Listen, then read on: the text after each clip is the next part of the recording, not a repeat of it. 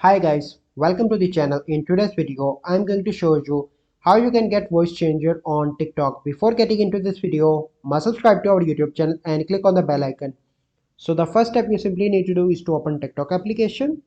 Once you open TikTok, you simply need to click on the plus icon in the bottom and start recording a video. You can see that I am recording a video.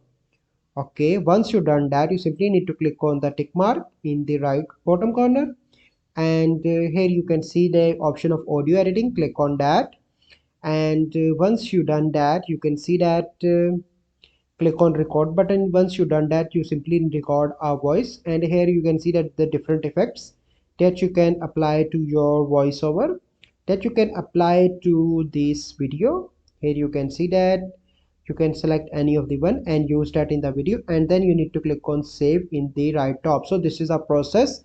I hope you find this video helpful. If you find this video helpful, must like this video, subscribe to our YouTube channel for future videos. We'll see you in the next video. Thank you. Have a good day.